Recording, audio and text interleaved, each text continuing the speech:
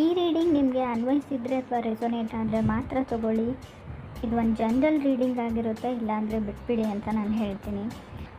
First card ನನಗೆ 10 of ಸಾರ್ಡ್ಸ್ ಬಂದಿದೆ. Little bit critical ಅಂತ ಕಾರ್ಡ್ ಹೇಳುತ್ತೆ. ಚಾರ್ಟ್ ಕೂಡ ಅದೇ ಹೇಳುತ್ತೆ. ಮಂತಲ್ಲಿ ನೀವು ಸ್ವಲ್ಪ ಬ್ರೇಕ್ ತೊಗೊಳ್ಳಿ. ವರ್ಕ್ ಬ್ರೇಕ್ ಆಗಿರ್ಬೋದು ಅಥವಾ ಏನೇ ಪ್ರಾಬ್ಲಮ್ ಇರ್ಬೋದು, ಟೇಕ್ ಇಟ್ ಈಸಿ ಅಂತ ಹೇಳ್ತಾ ಇದೆ. ಸೊ ತುಂಬ ಫ್ರಸ್ಟ್ರೇಷನಲ್ಲಿ ಅಥವಾ ತುಂಬ ಗಡಿಬಿಡಿ ಕನ್ಫ್ಯೂಷನ್ನಲ್ಲಿ ಒತ್ತಡದಲ್ಲಿ ಏನೂ ಮಾಡಬೇಡಿ ಅಂತ ಕೂಡ ಹೇಳುತ್ತೆ. ಸೊ ಒಂದು ಕಾರ್ಮಿಕ್ ಕನೆಕ್ಷನ್ ಅಂತ ಸ್ಟಾರ್ಟ್ ಆಗೋ ಚಾನ್ಸಸ್ ಇದೆ, ಅಥವಾ ನೀವು ತುಂಬ ವರ್ಷಗಳಿಂದ ಜೊತೆಗಿರೋ ವ್ಯಕ್ತಿಯಿಂದ ನೀವು ದೂರನೂ ಆಗ್ಬೋದು ಅಂತ ಹೇಳ್ಬೋದು. ಸೊ 100% ಆಗಿ ಕಾರ್ಮಿಕ್ ಕನೆಕ್ಷನ್ ಅಂದರೆ ತುಂಬ ಒಂದು 25 ವರ್ಷ ಆಗಿರುತ್ತೆ, 20 ವರ್ಷ, 10 ವರ್ಷ ಆಗಿರ್ಬೋದು ನೀವು ಮದುವೆ ಆಗಿ ಅಥವಾ ರಿಲೇಷನ್ಶಿಪ್ಪಲ್ಲಿ. ಸೊ ಆ ಥರ ರಿಲೇಷನ್ಶಿಪ್ ಕೂಡ ಬ್ರೇಕ್ ಆಗೋ ಚಾನ್ಸಸ್ ಇದೆ ಅಂತ ಹೇಳುತ್ತೆ. ಸೆಕೆಂಡ್ ಕಾರ್ಡ್ ನನಗೆ 10 ಆಫ್ ಪೆಂಟಿಕಲ್ಸ್ ಬಂದಿದೆ. ಪ್ರಾಮಿಸಿಂಗ್ ರಿಲೇಷನ್ಶಿಪ್ ಅಂತ ಹೇಳ್ಬೋದು. ಅಫಿಷಿಯಲಿ ಕೆಲವ್ರದ್ದು ಮದುವೆ ಫಿಕ್ಸ್ ಆಗ್ಬೋದು ಅಥವಾ ಆಲ್ರೆಡಿ ಮದುವೆ ಆಗಿರ್ಬೋದು. ಅಥವಾ ನಿಮ್ಮ ವರ್ಕ್ ಲೈಫಲ್ಲಿ ತುಂಬ ಡಿಸ್ಟರ್ಬೆನ್ಸ್ ನಿಮಗೆ ಕಾಣ್ಬೋದು. ಇನ್ಕಮಲ್ಲಿ ಕೂಡ ಡಿಸ್ಟರ್ಬೆನ್ಸ್ ಇರ್ಬೋದು ಅಂತ ಕಾರ್ಡ್ ಹೇಳುತ್ತೆ.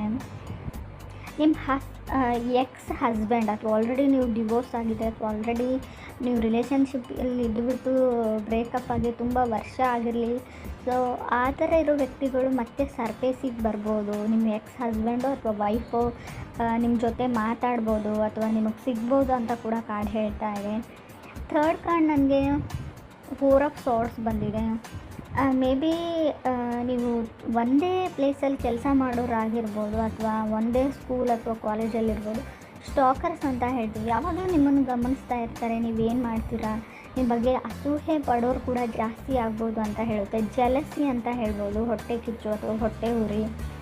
ಸೊ ಅವ್ರು ಯಾರೋ ಏನೋ ಹೇಳ್ತಾರೆ ಅಂತ ನೀವೇನು ಮಾಡಬೇಕು ಅಂತ ಅಂದ್ಕೊಂಡಿರಾ ಅದನ್ನು ಮಾಡಿ.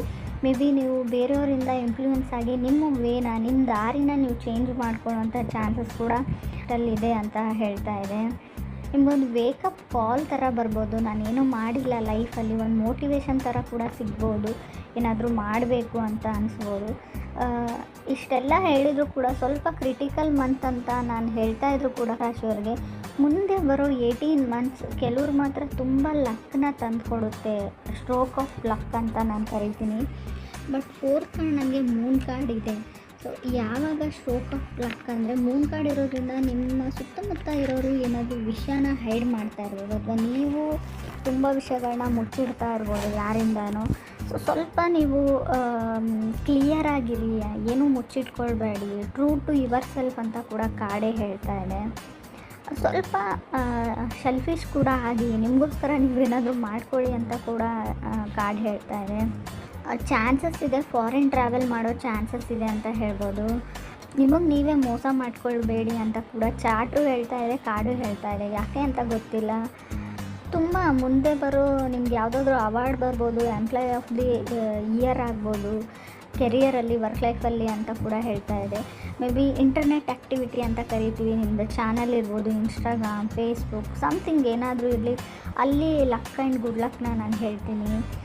ಸ್ವಲ್ಪ ವರ್ಕ್ ಲೈಫಿಂದ ಬ್ರೇಕ್ ತೊಗೊಳ್ಳಿ ಅಂತ ಹೇಳ್ತಾ ಇದೆ. ತುಂಬ ಟೆನ್ಷನ್ ತೊಗೊಳ್ಬೇಡಿ, ಹೆವಿ ವರ್ಕ್ ಮಾಡಬೇಡಿ ಅಂತ ಹೇಳುತ್ತೆ. ಲಾಸ್ಟ್ ಕಾರ್ಡ್ ನನಗೆ ಸನ್ ಕಾರ್ಡ್ ಬಂದಿದೆ.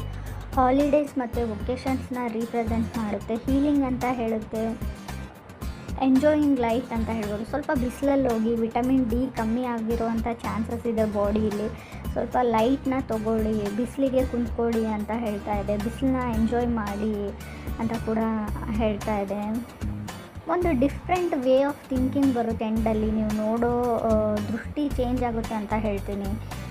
ಜನಗಳನ್ನ ಜಡ್ಜ್ ಮಾಡೋದು ಅಥವಾ ಈ ಜಗತ್ತನ್ನ ಜಡ್ಜ್ ಮಾಡೋ ರೀತಿ ಕೂಡ ಚೇಂಜ್ ಆಗುತ್ತೆ ಅಂತ ನಾನು ರಾಶಿಯವರಿಗೆ ಹೇಳ್ತೀನಿ. ಸ್ವಲ್ಪ ಚಾಲೆಂಜಿಂಗ್ ಇದೆ, ಬಟ್ ಅಷ್ಟೇ ಚೆನ್ನಾಗಿದೆ ಅಂತ ಕೂಡ ಚಾರ್ಟ್ ಹೇಳ್ತಾ ಇದೆ.